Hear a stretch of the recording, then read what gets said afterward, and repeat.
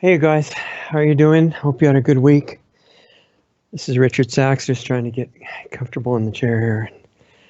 Hope that everything's going well for you. It's nice to be with you again.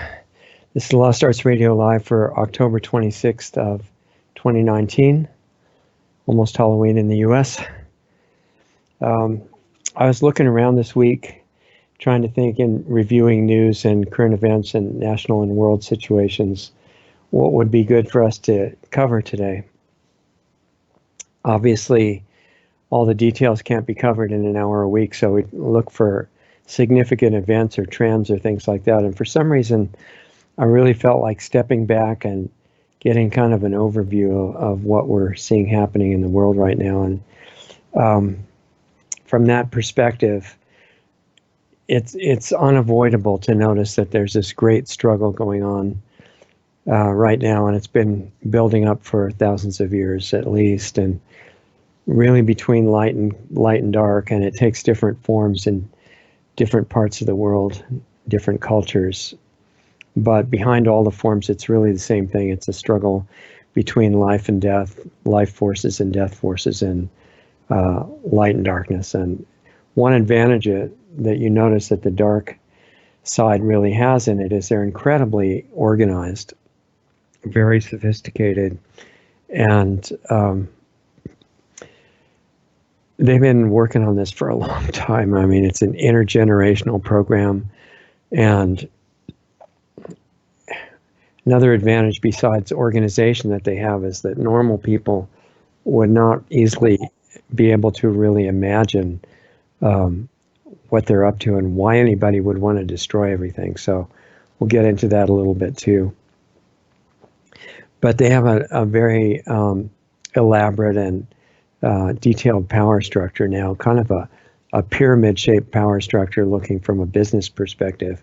And they give each level of the people operating in their system, the different levels of their servants, their own motivation and understanding of what they're working for. So the lower level workers, and I've just realized again, I've got more here to share with you than I have time for, so I'll have to watch the time a little bit. We actually started a couple minutes early, which is unusual, but what I was just saying is the lower level workers in the governments and corporations mostly are really good people, and they just believe that they're making a living, trying to do a good job, serving the public in some way, protecting them from disease or giving them some vital service or other. And higher up than that, it's more like focused on profit at any cost. Those are the people that run most of the global corporations that, by the way, are much more in collusion than almost anybody realizes. Even the so-called conspiracy theorists, most of them don't have any idea how deep and wide it goes.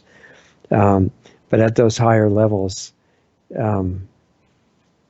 lying is considered okay, and deception is okay. It's a highly developed art, and even breaking the law is considered okay as long as you either get away with it or the fines are not as much as the profit you make. And we see examples of that really all over the place right now.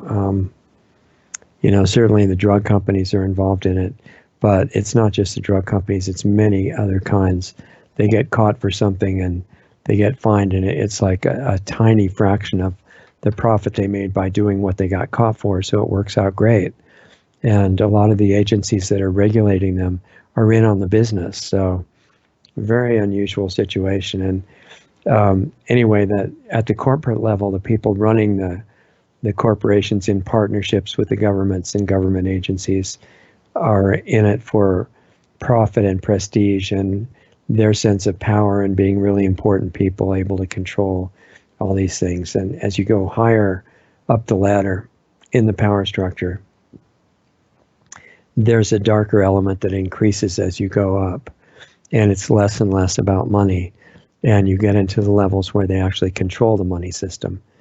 In fact, we've talked with bankers in not the highest levels, but fairly high levels in the system, and it becomes completely satanic. Basically, they get invited, as Ronald Bernard said, to participate in ceremonies where they do horrible things to children and stuff like that, that most people would think, no, that can't possibly be true. But it's true. And that's just a part of the camouflage that people wouldn't believe it. And the goal, instead of money, starts getting more and more to be making ordinary people suffer and taking away their freedoms and deceiving them in really ingenious ways that they're very proud of. And this becomes more and more involved the higher you get. And it's part of their actually being high on the drug of power. So it's a drug addiction in a way. The drug of power, not all drugs are physical drugs, but they can be just as destructive or more so without being physical. And you get near the top of the power structure and it becomes the dominant motive. In other words, causing pain and suffering for its own sake, not for a profit. It's completely different than that. They just use money to motivate the people below them. Normal people, as I said, pretty much can't imagine it, which is what you would expect. And by the way, just noticing that we may, as usual, get into some delicate areas here. If we happen to disappear on this platform that you're watching, remember to go to lostartsradio.com and get on the mailing list, which is not really going to be used other than when we have to, if we get cut off and have information to get to you, or embedded videos or things that we can't do if we're not on the platform that you watch. Then we could at least use that. So that's at lostartsradio.com. It doesn't cost anything. You can just put in name and email address and get information in case there's no way to get it to you otherwise. Anyway, at the top of the power structure that is doing destructive things in the world right now, it's completely religious. It's a total religion. It's as I said, it's not really a business at that level.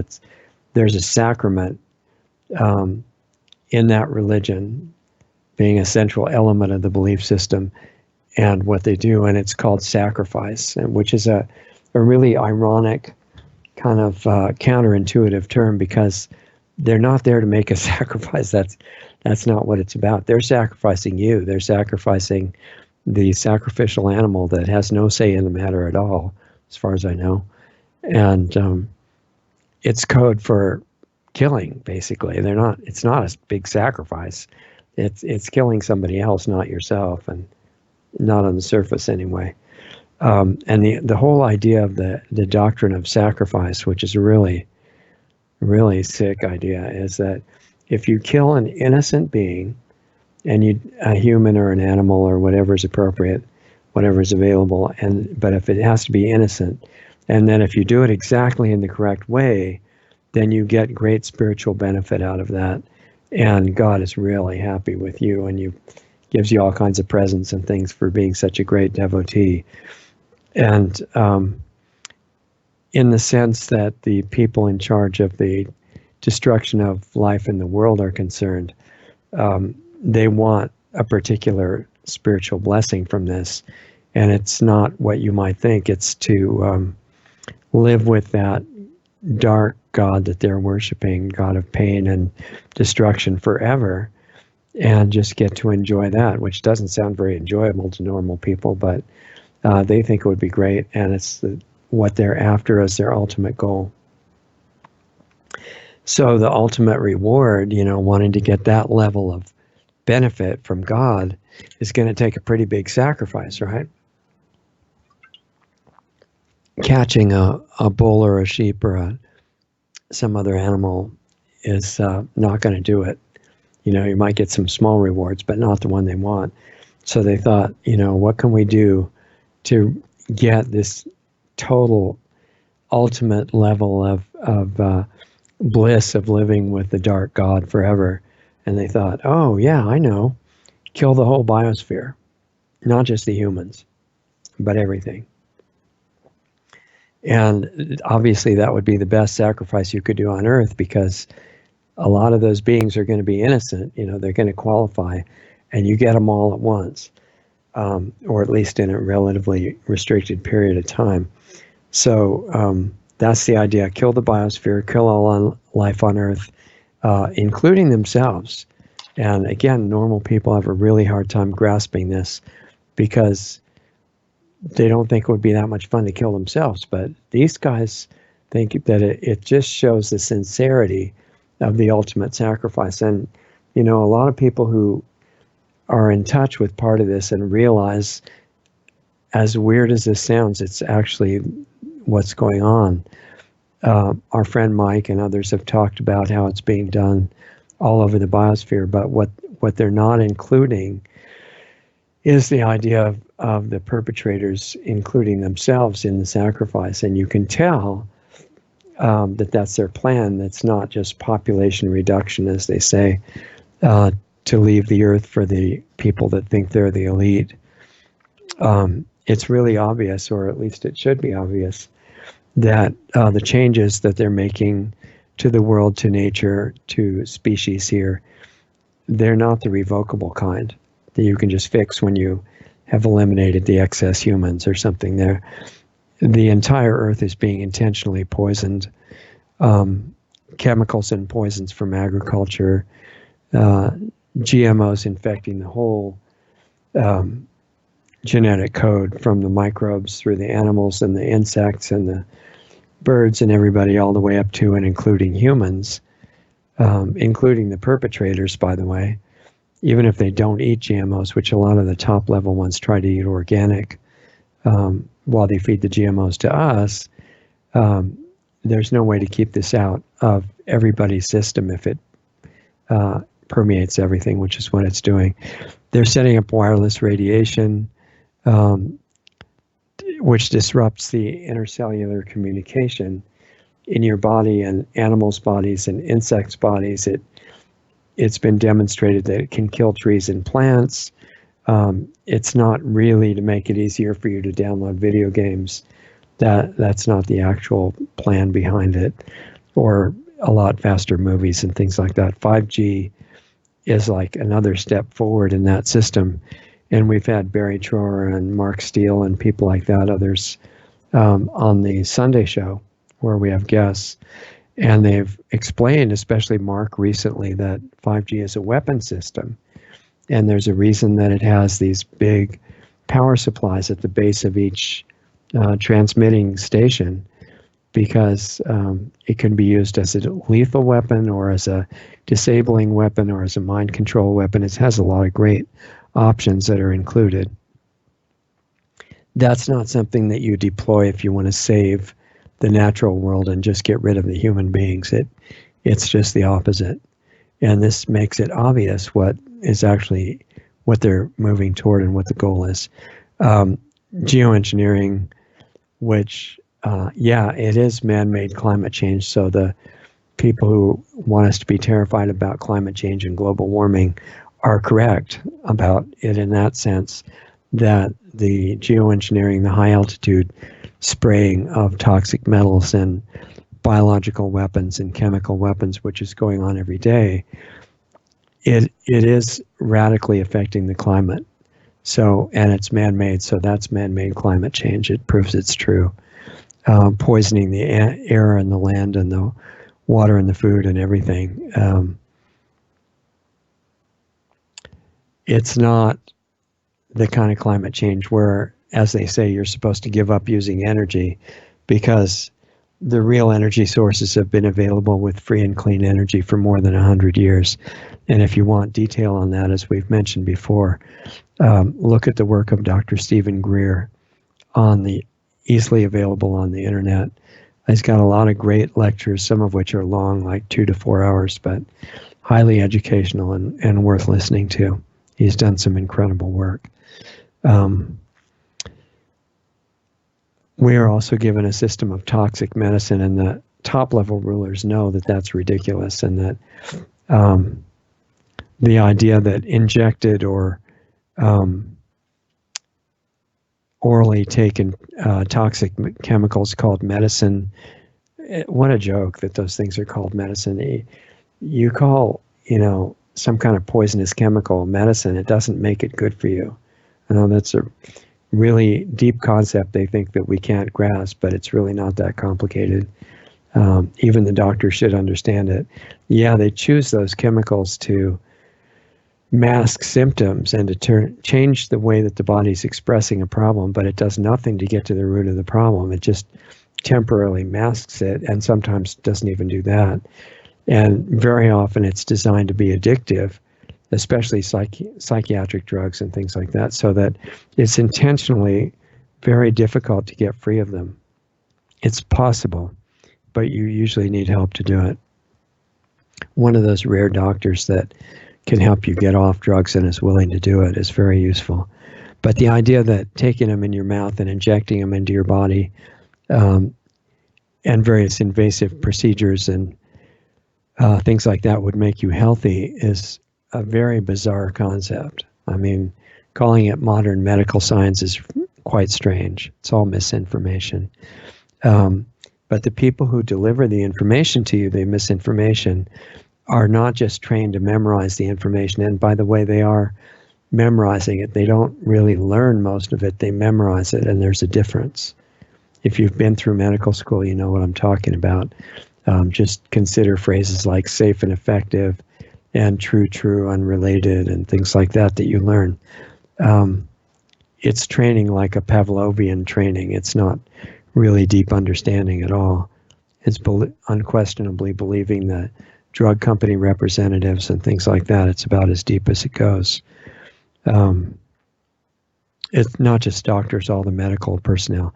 The other thing is the power. Remember, we mentioned that the power technologies for free and clean energy have been available for a long time, and they're violently suppressed, with people who try to bring them out often being killed, such as happened with the demonstrated use of water to drive automobiles instead of gasoline. That was demonstrated all over the country in America, and the person who was wanting to sell that patent is no longer alive. But nuclear power plants, instead of the clean and free energy, are set up, and those are guaranteed disaster. And all the engineers, at least if they're not so specialized that they're blinded to the context of what they're doing, which is the point of a lot of higher education now, it's really obvious that Fukushima and Chernobyl were not just, glitches that are never supposed to happen. They're all guaranteed to happen.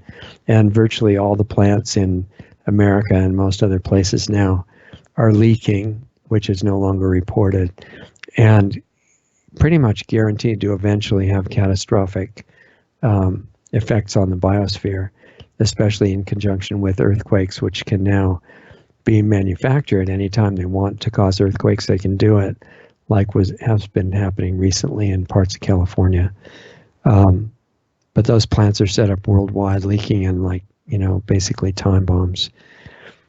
They're also working on disruption of families and gender confusion and destruction of fertility and killing babies before and after they're born, disruption of nature for all species with chemicals into the groundwater and the air and the food especially. The idea of spraying poison on your food is a really bizarre belief, and farmers are trained for it. I know I was in agriculture school for a while, and I know what they were teaching, and the soil is there to hold the plant up, but the nature was waiting on the agricultural scientists to give it the right food, which is synthetic nitrogen, phosphorus, and potassium, and then you don't have to worry about the life in the soil anymore. It's completely corrupted, as most of the things are in the, all of the artificial geoengineering, the weather changes, the earthquake manufacturing. It's affecting the rulers too, even now. And underground cities, which are all over the place, all over the U.S. and the world right now, are not going to save anybody. It's a hoax for the mid-level servants to believe, so they'll think, we're going to be saved in the underground cities, and then after everybody else is wiped out, we'll come out and be the rulers of the world. Well, that's not really so intelligent, because if the outside biosphere is destroyed, then they're going to come out to a complete hell on earth when they emerge from the underground cities if they make it that long. And the top level rulers know all about that. They know that the people who take refuge in the completely supplied underground city shelters are not going to be saved at all. And there's hundreds of thousands of people counting on the fact that that's going to give them a great life after the purge is over, but it's not. So the top level people, though, even though they know that physically they'll be destroyed with everybody else, they don't care. That's the point. That is the last step toward the acknowledgement of their successful sacrifice and meeting God in cyberspace and their God in cyberspace. And they won't be happy with the real result, but that's what they believe is going to happen.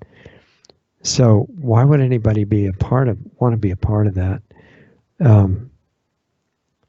Most of the people don't understand why life is hard. They just know it is, and it's always like they believe it's always been that way. At least in the few thousand years of recent history that we've got, it's been similar in different ways. And we don't know about the past advanced civilizations. They're all forgotten at this point, with the exception of a couple of vague myths about Atlantis and Lemuria, but most of the conventional history doesn't accept any of that stuff. The higher corporate and government leaders that are all inclusion see it that way too, that it's just that's how life is, and most people get crushed by it, and they're kind of cynical, but they figured out how to be in the more powerful ruling class, so they don't worry about it. As long as they can be the winners and most people be the losers, they're fine with that. And their life philosophy, to generalize, is kind of hardened, and compassion doesn't really exist. It's dormant. They believe the only way to enjoy life is to put down the other people. And higher up, the top level rulers, they worship darkness. It's more pure for them, not about ruling over people. It's just about the darkness and the pain and suffering for its own sake.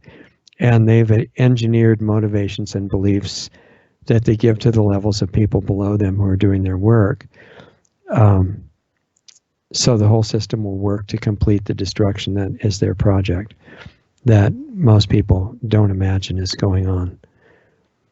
And in a way, the answer of why anybody would want to be involved in all that horrible stuff is that all the levels of people from the bottom to the top right now, if you really boil it down to simplicity, they're drug addicts.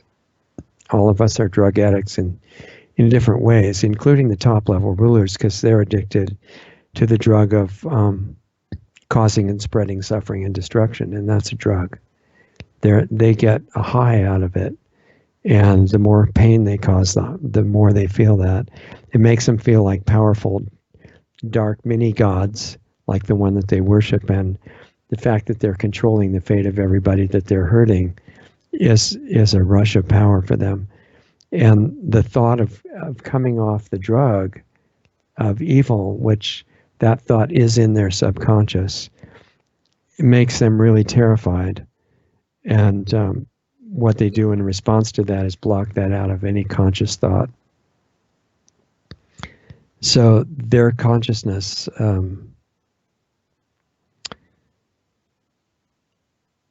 I would say it's kept totally asleep, because it would warn them any inner guidance that they would otherwise have, that everybody's got access to, is totally asleep, because it would warn them that there's a law of nature, that there's action, reaction, and cause and effect that controls everything here. And it's the basis of their greatest subconscious fear. Those who are most afraid, are most vicious, are also the most afraid underneath. And they know subconsciously that the promise that they've got is false, and they can't avoid the effects forever. See, they believe the source of their information, that they're all going to be saved, and cause and effect won't touch them. Karma won't be real for them. they won't have any price to pay for what they're doing. And they know on a deeper level that's all false, but it's too scary to look at it. The real subconscious awareness of the future that they're building for themselves is too terrifying.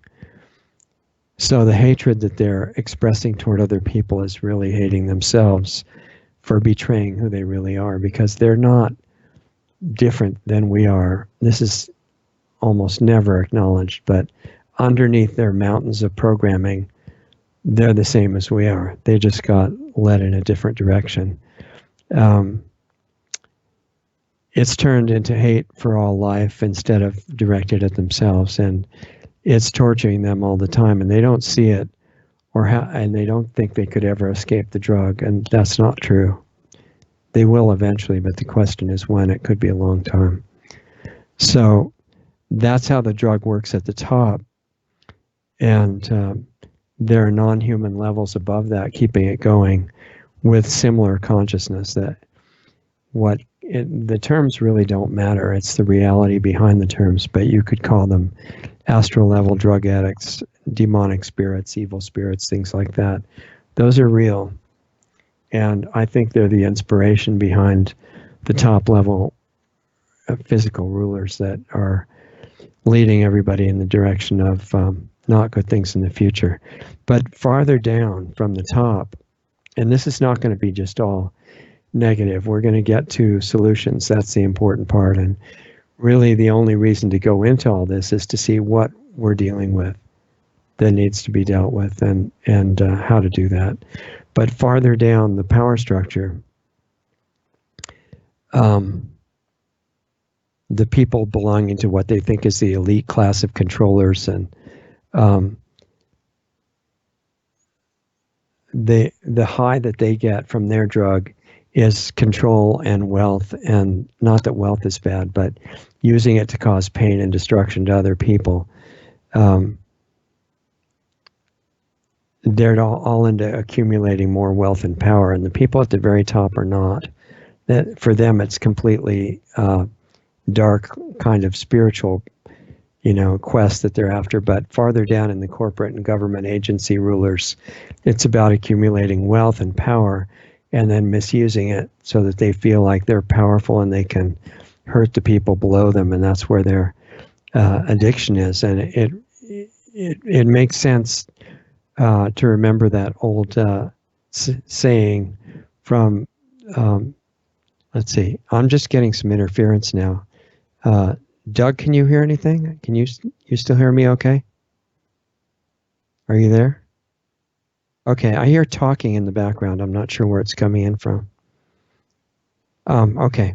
Anyway, what I wanted to mention is that the guys motivated at the level of government and corporate leaders, some of which may be listening in on this broadcast, they're after accumulating wealth and power at any cost, and they feel like they've got the understanding that if you just get rid of compassion, you just stop worrying about what it does to other people, that your power can become more complete, and you can get even more appreciation from the people around you. And it's the ultimate ego trip, based on wealth, but it doesn't mean money's bad. And you might have heard of the famous saying from a guy named John Emmerich Dahlberg Acton, usually referred to as just Lord Acton. He was an English Catholic historian, politician, and writer. You can see his whole life at Wikipedia, actually. It's probably pretty accurate. And he lived from 1834 to 1902, died at 68. And you may have heard of it. He said, or at least heard part of it. He said, power tends to corrupt, and absolute power tends to corrupt absolutely. But that wasn't the whole quote. He also said, great men are almost always bad men. That was how he put it. In English, he was a British guy. And it was in a letter to Anglican bishop. He was an interesting guy. He really, remember, it was the 1800s, and the so-called Civil War had happened, and he was pretty perceptive. He was looking at the U.S., which he admired as a federal structure, a federal model that was good for guaranteeing the freedoms. and he thought it should be spread to other countries for freedom for individuals. And he was really interested in the Civil War, and recognized that Lincoln was not a good guy in the Civil War. He wasn't fighting the Civil War or starting the Civil War for freeing the slaves. It had nothing to do with that. In fact, Lincoln was very racist himself and made lots of comments that made that obvious. And he had no interest in ending slavery at all. He totally didn't care about it. That's another long story about the fake history that we've been taught in the U.S. and most of the world. What he was interested in was nothing about slaves. He said if he could do this war and the slaves got freed, that was fine. If they didn't get freed, it was fine. If some of them got free and others didn't, he didn't care. He made it really, really obvious. It had nothing to do with that. And, now we've been taught that Lincoln is this great guy that ended slavery and was willing to sacrifice all the lives of the soldiers to do that. And that was a lot of lives. It killed about 3 million people, which was, I think, 10% of the population at the time. Really bad war. And it was only fought for one reason in Lincoln's mind, and he was the guy that started it, and that was to crush the very legal and legitimate secession efforts of some of the states that were seceding not to protect slavery. It had nothing to do with it. Most of them didn't have slaves, and a lot of the African Americans from the South fought on the Confederate army. Okay, and if it was about slavery, that would not be happening. But he was doing it to stop secession, which was totally legal. There's a lot of documentation that it was legitimate and legal and still is. The states in the U.S. had voluntarily gotten together in a confederacy. That was what it was called before. It was called, its later forms that we're familiar with now.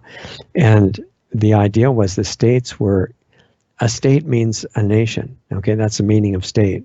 It's not something subservient to a federal government.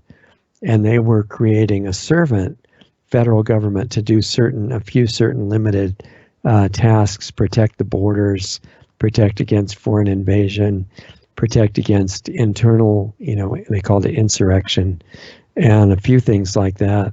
Make sure trade between the different states was fine. Not to restrict it, but to regulate it, meaning make it normal and regular. And Lord Acton understood all that stuff.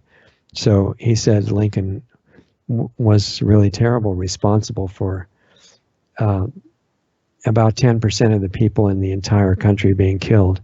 And at the time that the war started, it wasn't between states, it was between two separate countries, because the seceding states had established their own federal government based completely on the U.S. Constitution at that time. Anyway, to Lincoln, that was expressed as preserving the Union. That was it. That was the whole thing. And whatever happened to slaves, he totally didn't care. But the only reason that was brought up is because Lord Acton said that power tends to corrupt. Absolutely, if it's absolute power, which the rulers in this particular class that we're talking about had, but the ones below them, the corporate and government agency rulers, are addicted to money and power, and they're willing to sacrifice anybody to get it. And that could easily make you think that power and money are evil and they cause corruption. But I think Lord Acton was wrong about that, that it's not the power and it's not the money that have any bad influence at all. It's that if you get power and money, or either one or both, you feel free to express what you're really like.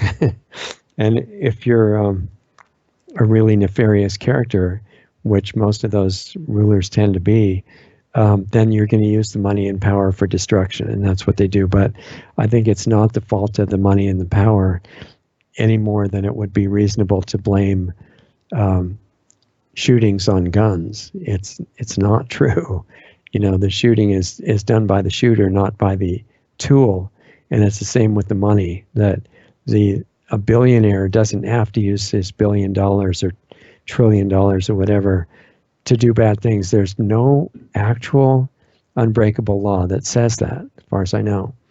The way that you use your assets and your abilities is determined by who you are and where you are in your spiritual learning journey, I guess.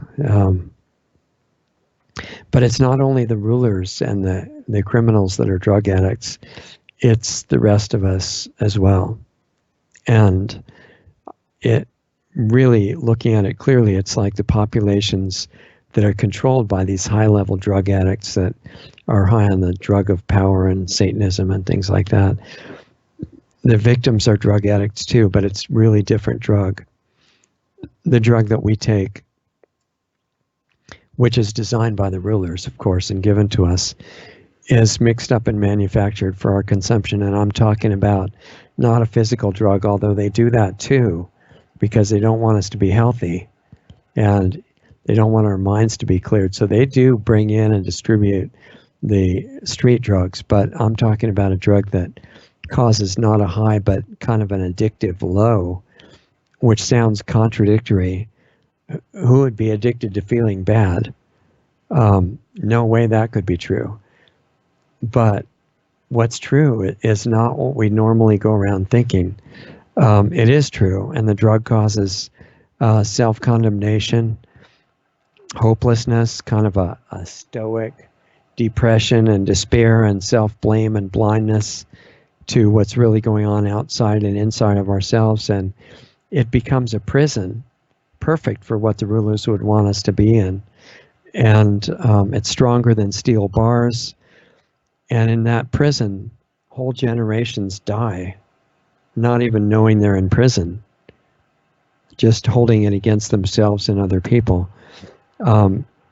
Temporarily, when they start out, young people, at least if they're healthy, have a lot of ambition and hopes for good life. And then generally, the way that aging, what they call aging, is usually done nowadays, this all gets smashed into their bodies decaying and what they call the golden years, right? When your body falls apart and you don't know who you are and you don't recognize anybody else and you're not having a good time.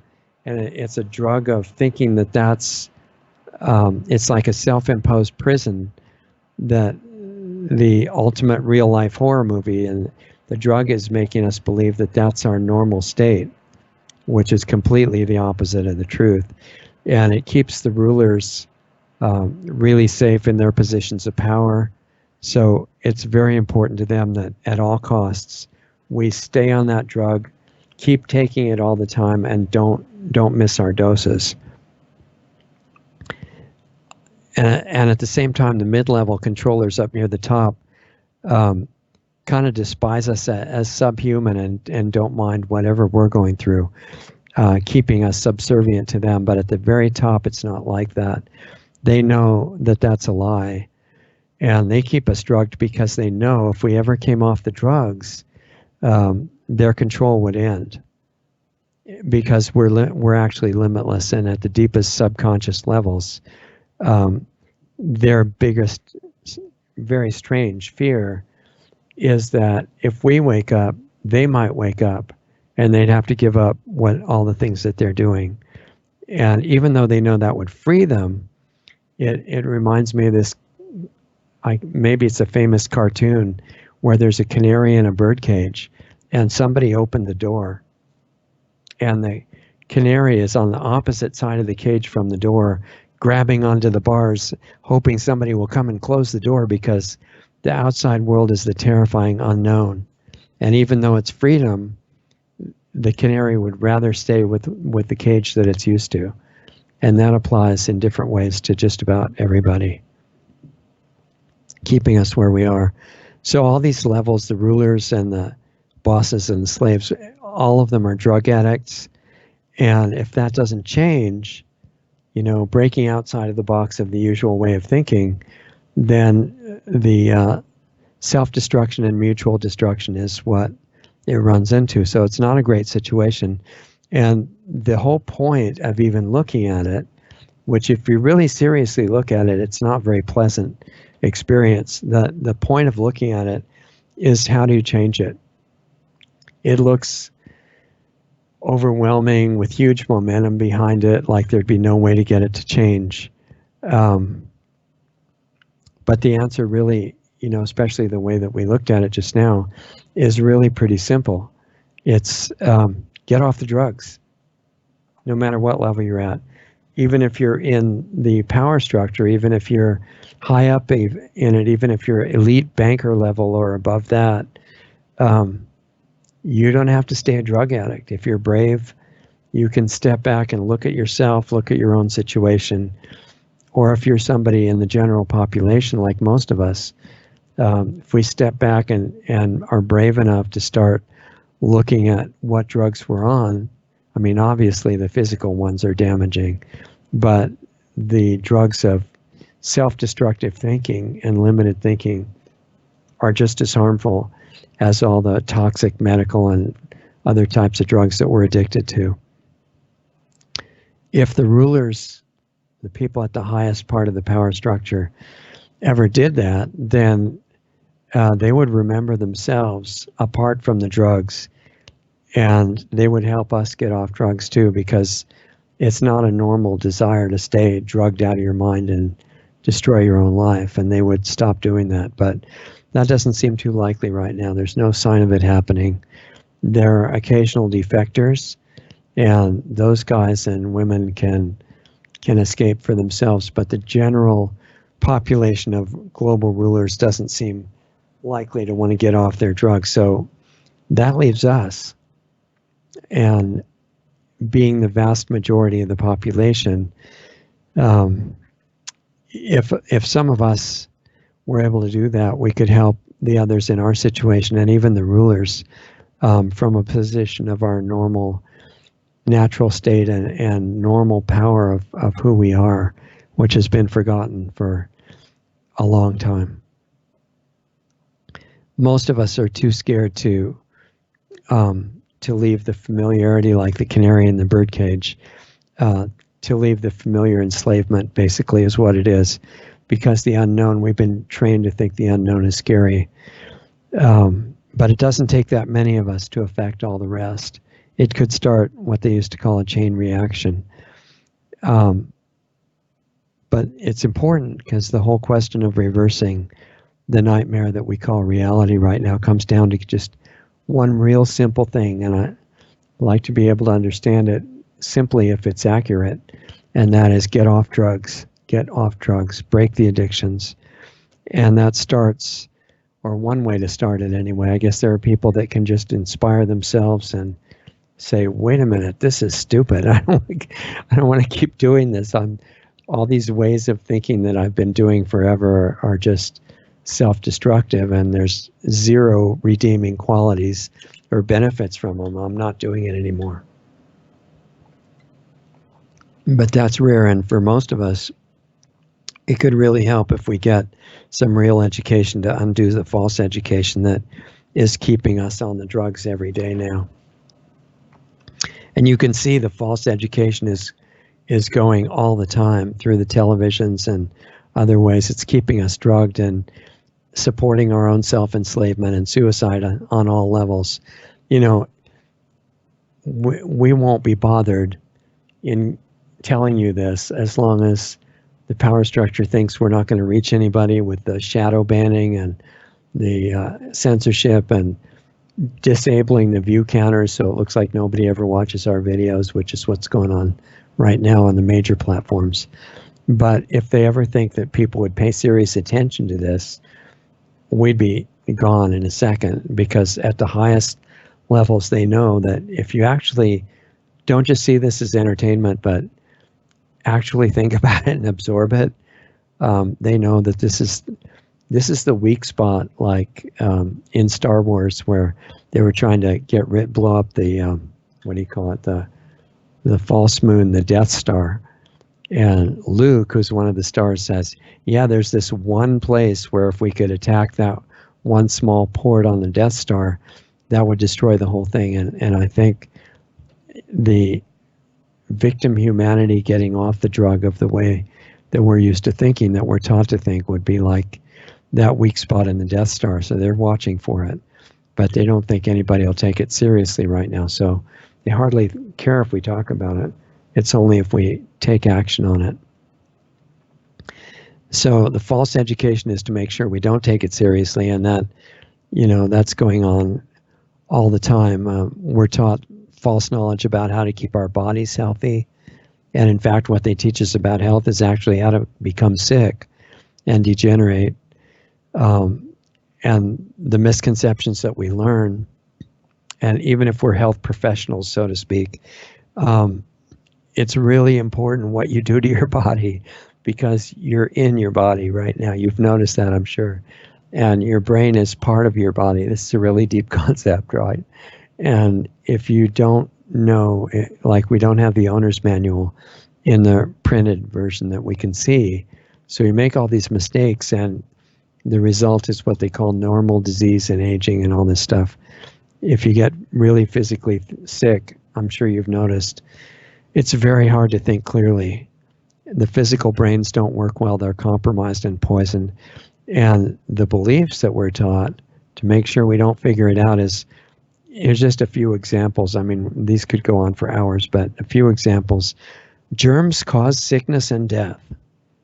Well, kind of, but the conditions that make them able to do that are what lead to their activity that is destructive. In other words, if you had the owner's manual and you knew how to take care of your physical form, the germs wouldn't bother you, and they wouldn't do what they're doing now. Pasteur, actually, the guy who's credited with figuring out that germs destroy everybody, and they're this big mistake of nature, they're just going to, kill everybody for no reason.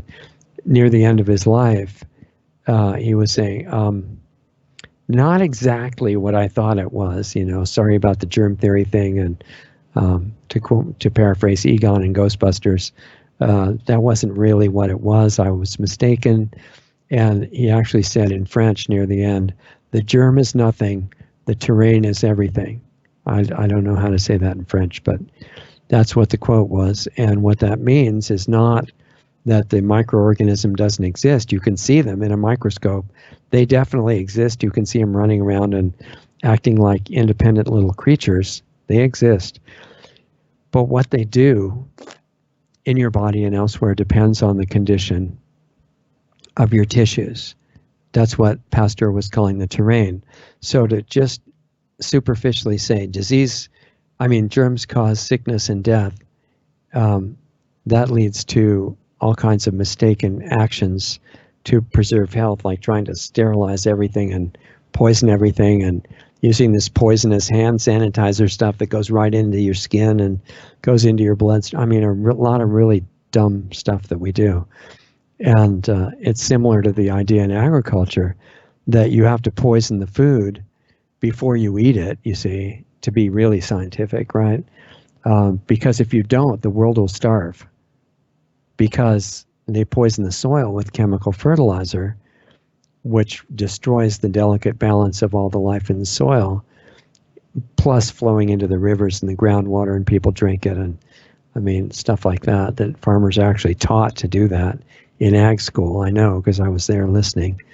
And when you do that to the soil, the plant's weak, and so the insects and disease are supposed to come and wipe out weak plants so that they don't make weak generations in the future.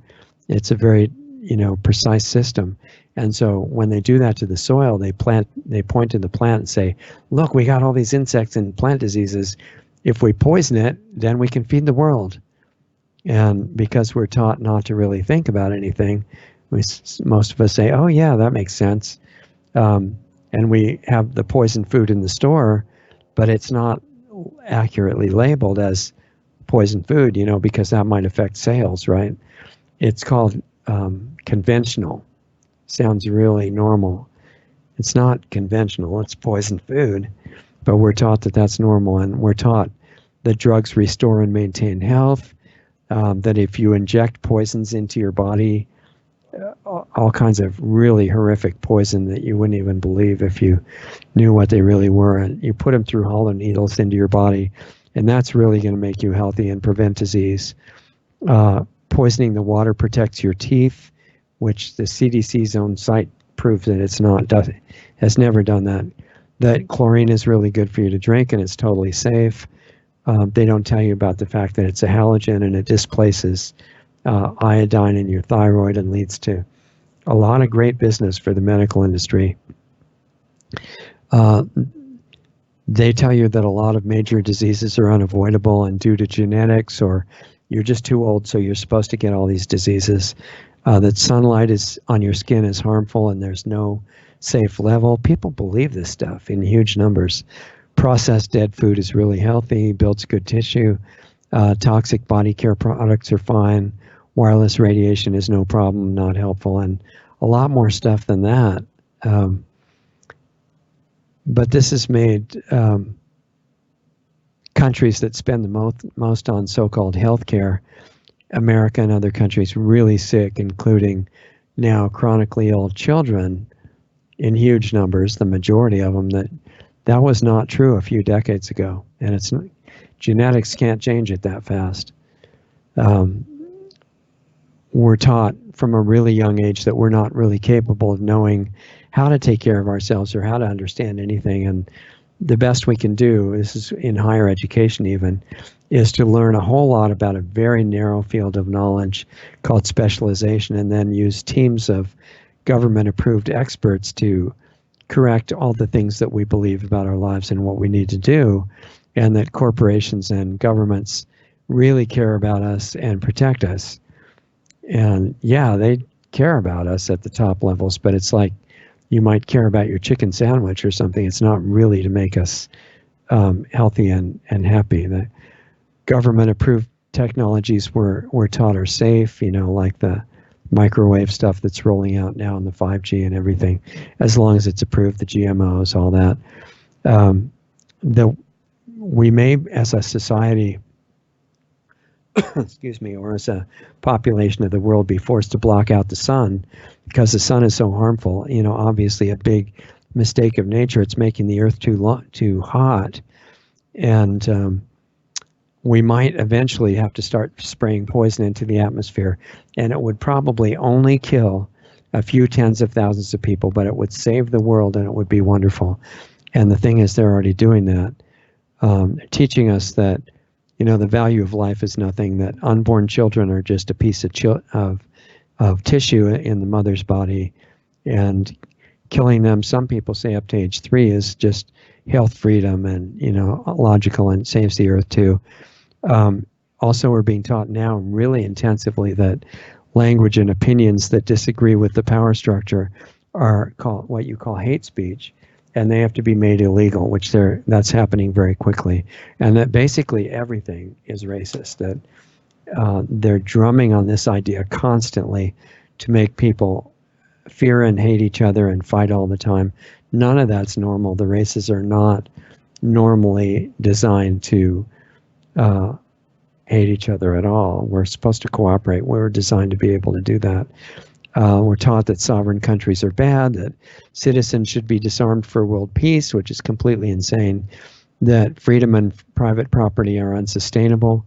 The United Nations has clarified that in Agenda 21, and that any ideas that contradict approved, I think they call it science, it's a lot of indoctrination, should be censored and feared, and free speech is for approved discussions only. And that to help save the world, we should adopt austerity and not use any energy, and if possible, not breathe out, because that's carbon dioxide, right? And the result of all this false education, which is really a new religion, it's not science at all, and it's not even real understanding. The result is humanity is really sick and addicted to physical drugs, and the drug of the programmed helplessness, that we're just these helpless beings that government has to take care of, and we're supposed to fear anything outside our programming, which allows the people in charge to continue the agenda to exterminate life while we go around in total fear of everything, worried all the time, destroying ourselves without realizing it, and each other. And this doesn't lead to a very good end. And a lot of people do see that it's not going to a good place and they want to reverse it, but they mostly focus on fighting the bad guys a lot, which is understandable.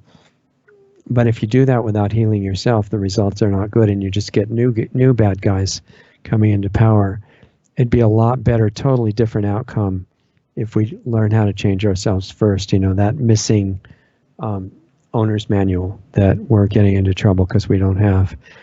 If we do get that information and use it, take back our normal strength and health and agelessness and clear thinking and all that without any fear or hatred, and we realize those things are all optional and we can drop them with really not very difficult understanding of each piece of the puzzle, then seeing where we're headed and the sick people who are leading us there and how and why that's happening, understanding how we could heal life on the planet and reverse all that and bring it into the true normal that hasn't been seen in our recorded history. Waking up a small critical mass of humans back to our normal state. And I don't think it would take very many, maybe a few thousand at the most.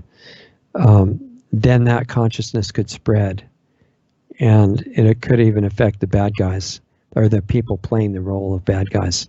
No need to destroy anybody. But to do that, we have to have real education, because we're not walking around understanding all that stuff. We have to put it all together, not a new belief system, not a cult, not a new religion, but actual usable tools and knowledge to unlock what used to be normal for us longer ago than anybody remembers. So one question is, you know, how do you build a facility that would teach real stuff like that without getting it shut down and the leaders assassinated by the mafia networks? And the top level rulers would see a real school as a threat. They don't see new beliefs as a threat because it hasn't really changed that much, but a school that doesn't just teach a belief, but gave people things that they could use to make a new reality happen, that would be seen as something important. But I've been working on that idea of real education ever since I was locked up in a government-controlled indoctrination center that I think they called it junior high school, and making us all into zombies even at that time, a long, long time ago. And now I think there's a way to do it without getting it shut down. And if you want to see part of it, we're running out of time here. You can look at our other website, lostartsresearchinstitute.org. It's Lost Arts Research Institute, spelled out, .org. And one possible configuration of a real school that we could actually build is detailed in the plans that are given on that site. You can take a look if you have time and let me know what you think. But I've got full details now for a facility like that. It would be on several hundred acres of land and narrow down the location to a few places now that we think would be good to make it. I was given a detailed design of that, including a complete working farm that would be beyond organic and a different way of dealing with plants and animals, and old, very advanced life-friendly technologies, lost arts and crafts that could be ways of making a living, you know, where people could do what they love to do, ancient health information adapted to current conditions, the necessary consciousness tools, but no drugs, of course. We're not talking about drugs or what they call plant medicine, and we don't need anything like that. There are much stronger tools that work much better without the downsides that are not mentioned in those places. And I had been hesitating to look for funding. This is a really expensive design, and I don't have money. And I think subconsciously the reason I was hesitating is, what if nobody cares? Well, you know, what if it's just nothing happens when we ask for that to start? Or what if the shadow banning and censorship that's keeping our listenership down would stop the spread of it? But I think it has to be tried, and it has to be attempted to launch at this point. So I'm going to go ahead and do that, and if nobody cares and nobody notices, then that's what's meant to be, but it has to be given a chance, and I don't want to be the one who's holding it back. So watch for a GoFundMe campaign for Lost Arts Research Institute, and we'll attempt to post it maybe this week even. Keep watching there. And if it's shut down, we'll use other sites, because GoFundMe does shut down some projects they think are not politically acceptable. We'll just have to, depend on you guys to overcome the shadow banning and share it. And I'm really happy to get your emailed questions and comments on the project. It could be world changing, and I think it's time to start it. And yeah, the money's not there, but if this reaches the right people, if we get lots of people to donate $1 and we get a few friendly billionaires to fund the whole thing, either way or combination thereof, it can still happen if it's meant to. So I'm going to go ahead and do my part on that probably this week, and watch for that. Also, since we're out of time pretty much here, remember that tomorrow starts a series of educational series with Joel Skousen. And Joel is an amazing person. You can see a little bit about him on the show announcements, but that'll be tomorrow, Sunday, as on the guest show. Planetary Healing Club is still meeting in 30 minutes. That's every Saturday, half an hour after this show. Access point at planetaryhealingclub.com. We have our Subscribestar new page over there, subscribestar.com/Lost Arts Radio. I don't think many people know it's there yet, but it would be nice to have it used. It would help us to at least stay in existence right now. And I will watch for comments and emails during the week if any of you guys have any feedback about the whole real school idea and what that would do as far as spreading a different consciousness in the world that's not a belief system. We're looking at experiential, levels of awareness and tools that actually can be used to reverse the intentional course toward planetary suicide that we're being led on right now. And the time is valuable, and I feel like it would be good for us to use it the best we can. So if you guys want to help us, that would be welcome.